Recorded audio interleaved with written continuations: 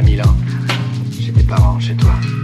Oui, nous étions trop jeunes encore. Hey guys, so I'm here today with Courtney, and I'll let Courtney introduce herself and tell you who she is, a little bit about her. And So, I am Courtney. I live in Minneapolis right now. I've lived in a couple of places, Colorado, Virginia, Pennsylvania, a couple places.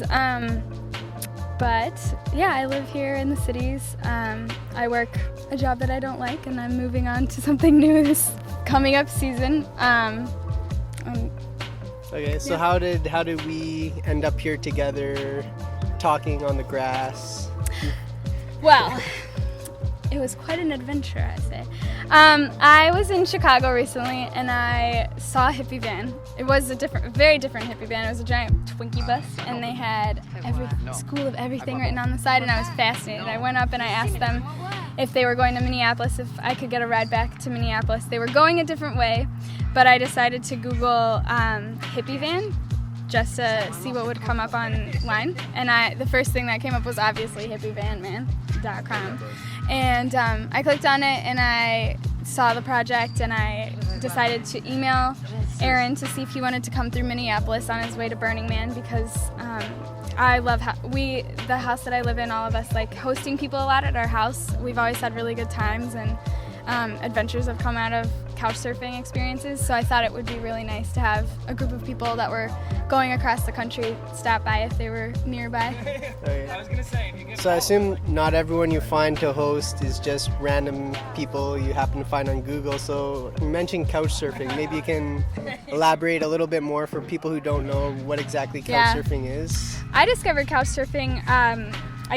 I went to Morocco for a year to study Arabic, and I was traveling a bunch when I was there, and people traveling just were mentioning this thing, couchsurfing, a bunch.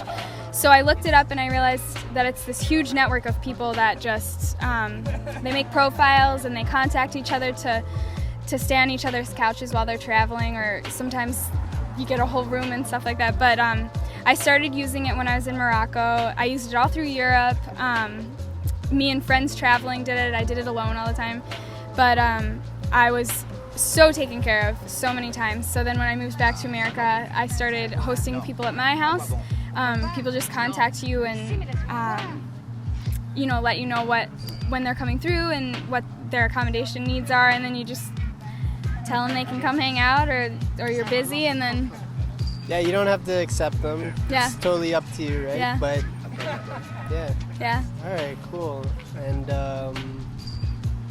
yeah, I think that's it. I don't know. It was great staying with you. It was yet another awesome couchsurfing experience. Mm-hmm.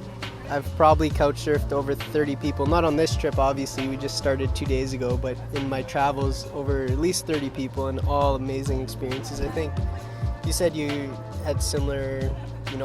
Most of your experiences have been good, or? I've always had a good experience. Some of them were a little weird, but they were always fun by the end of them. I know a lot of girls that I tell about it have a lot of do not fear women. A lot of fears, but yeah, you can couch surf if you're a girl, a guy, anything, right? Yeah, and all over the place. I mean, I've done it in a third world country. I've done it in first world countries. I've done it whatever distinctions you make, but I've done it all over the place. Hopefully and I one day felt on the confident moon, about maybe it. Mars, something. Yeah, Mars couchsurfing. Yeah. All right. Well, it's great staying with you. Thanks a lot for talking with us today, and hopefully meet some other time in the future. Yeah, definitely. All right.